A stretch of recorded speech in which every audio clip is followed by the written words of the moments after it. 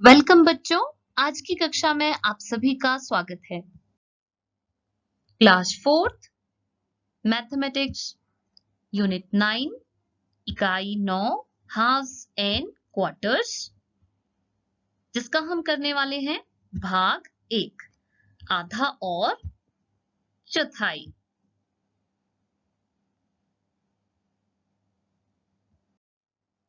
ये है मिंटू बिल्ली और ये मोटू बिल्ली।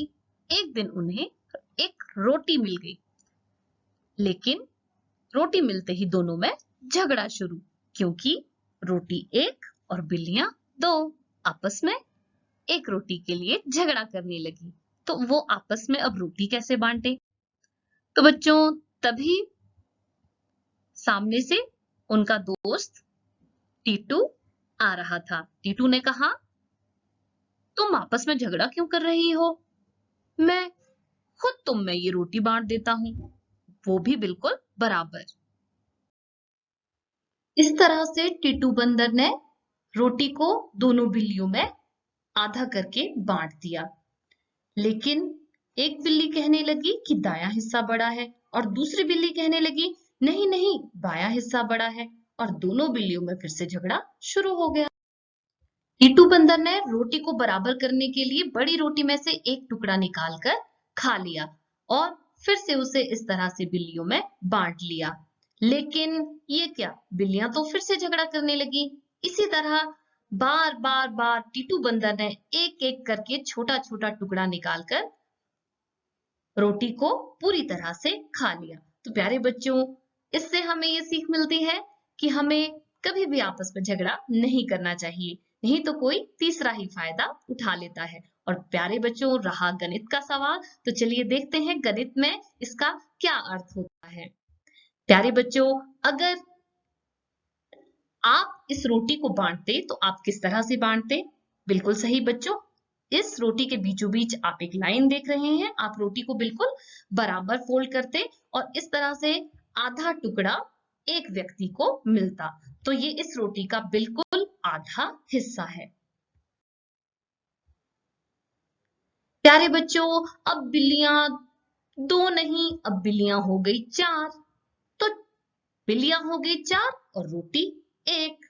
तो इन 4 बिल्लियों में रोटी को हम किस तरह से बांटेंगे? आप देख रहे होंगे, मैंने इस तरह से ये लाइन लगाकर रोटी को बिल्कुल बराबर बांट दिया है और हर एक बिल्ली को इस तरह से ये 1/4 टुकड़ा मिलेगा। ये है रानी और ये उसकी दोस्त रीना। रानी के पास एक चॉकलेट है और रानी को इस चॉकलेट को के 2 बराबर हिस्से करने हैं और अपनी दोस्त रीना को देना है। तो प्यारे बच्चों, यहां से बिल्कुल हम इस तरह से चॉकलेट को यदि आधा आधा करेंगे तो प्रत्येक के लिए यानी हर एक के लिए कितने पीसेस मिलेंगे? बिल्कुल सही बच्चों, 3 पीसेस। इसी तरह से ये देखिए, ये एक त्रिभुज है। यदि हमें इसे बिल्कुल बराबर बांटना हो, 2 टुकड़े बराबर करने हो, तो हम इसे बिल्कुल यहां से काट देंगे और ये वाला हिस्सा इसका बिल्कुल आधा बराबर हिस्सा होगा। इसी तरह से आप देख रहे होंगे, आपकी बुक में पेज नंबर 96 में आधे पन्ने की आकृतियां बनाई गई हैं। तो किस तरह से हम पन्नों से आकृतियां बना सकते हैं, चलिए देखिए। ये हमने एक रंग का पेपर ले लिया, इसे हम इस तरह से, यहाँ एक लाइन आपको दिखाई दे रही होगी, हम इसे आधा आधा कर लेंगे और एक तिकोना निकाल देंगे, यानी इसका आधा हिस्सा हम अलग कर देंगे।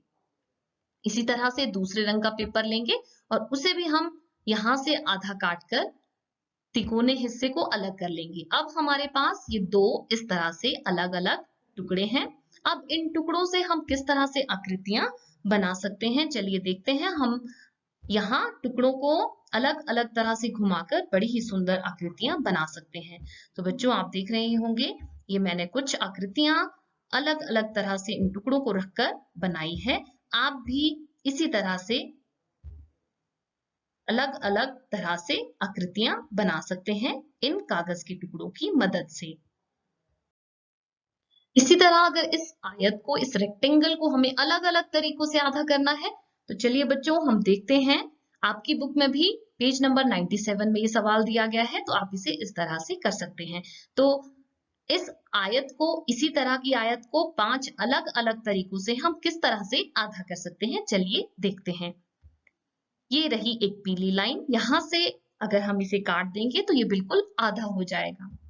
इसी तरह से इस तरह से भी हम इसे आधा कर सकते हैं। तीसरा तरीका, यहां से लाइन लगा सकते हैं। चौथा तरीका, हम इसे इस तरह से काट कर भी बिल्कुल आधा कर सकते हैं।